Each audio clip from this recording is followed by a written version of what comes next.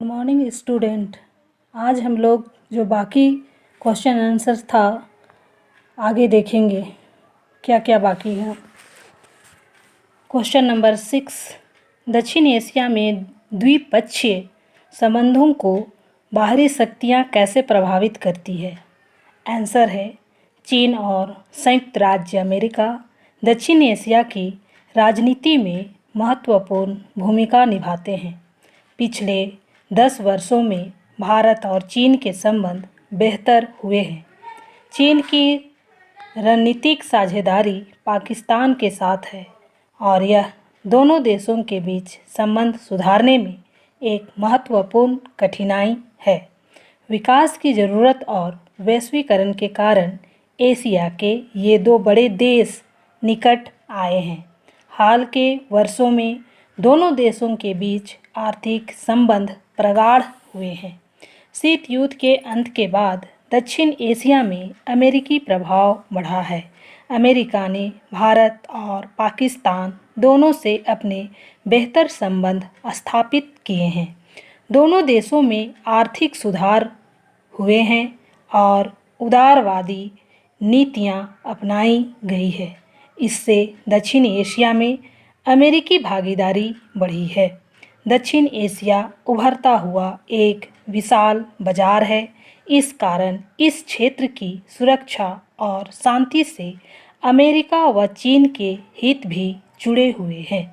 अगला क्वेश्चन है question number 7, दक्षिण एशिया के देशों के बीच आर्थिक सहयोग की राह तैयार करने में डचेस या सार्क की भूमिका और सीमाओं का आलोचनात्मक मूल्यांकन कीजिए।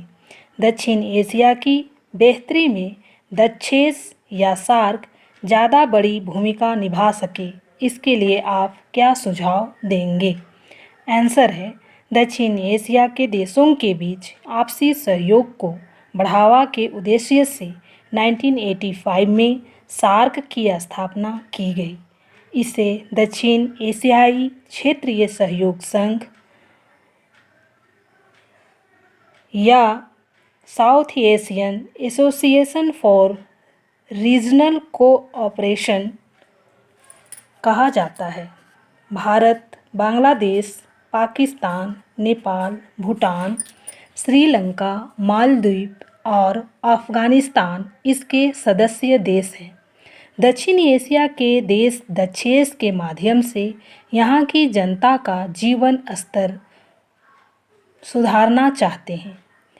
इन देशों का सामाजिक, आर्थिक, सांस्कृतिक, तकनीकी और वैज्ञानिक विकास आपसी सहयोग और सहायता से प्राप्त करना चाहते हैं।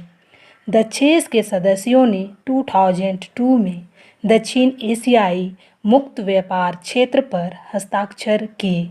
इस समझौते का लक्ष्य इन देशों के बीच व्यापार में लगने वाले सीमा शुल्क कम करना है। डचेस के माध्यम से ये देश अंतर्राष्ट्रीय राजनीति में भी महत्वपूर्ण भूमिका अदा कर सकते हैं। इसे एक अंतर्राष्ट्रीय राजनीतिक मंच बन सकते हैं।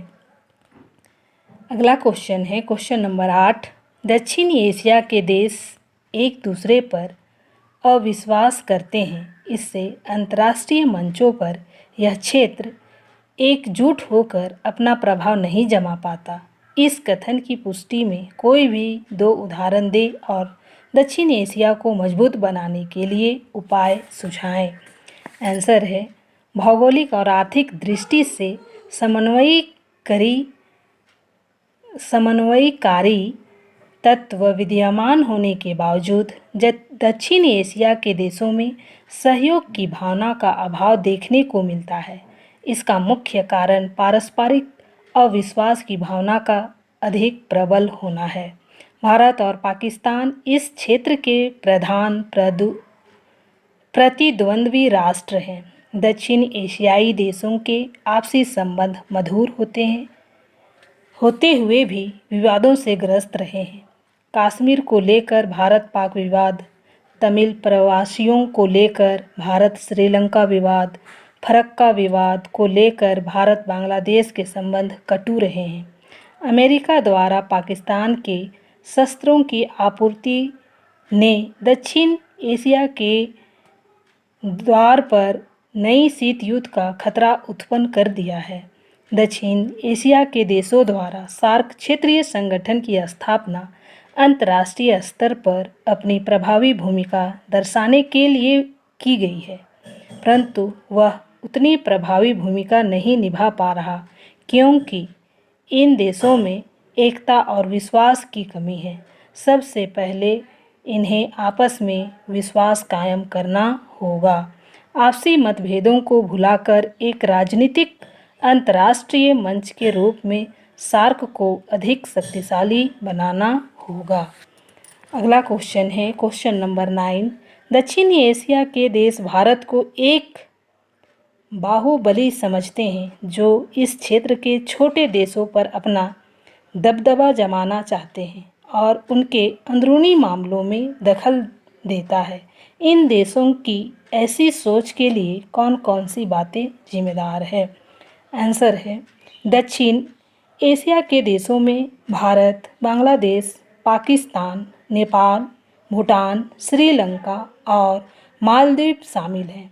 मालदीव को छोड़कर शेष सभी भारतीय उपमहाद्वीप का भाग है। भूगोल तथा जनसंख्या की दृष्टि से देखा जाए तो भारत को शक्तिशाली देश कहा जा सकता है, इसलिए दक्षिण एशिया के देश भारत को शक्तिशाली या बाहुबली समझते हैं। इन देशों की ऐसी सोच के लिए निम्न कारण उत्तरदायी है। 1 नंबर, भारत एक परमाणु शक्ति संपन्न देश है। दूसरा, भारत की अर्थव्यवस्था का तीव्र गति से विकास हो रहा है। तीसरा, भारत की जनसंख्या सभी देशों से अधिक है। चौथा, भारत के पास प्राकृतिक संसाधन अन्य देशों से अधिक है। पांचवा, दक्षिण एशिया के सभी देशों की सीमाएं भारत से मिलती है, उनके काफ़ी हित भी भारत से मिलते हैं। छठा नंबर, भारत को इन देशों से व्यापारिक सहयोग मिलता है और वीज़ा भी आसानी से प्राप्त होता है। बच्चों, मैं आज इतना ही बतला करके ये क्लास समाप्त करती हूँ। धन्यवाद।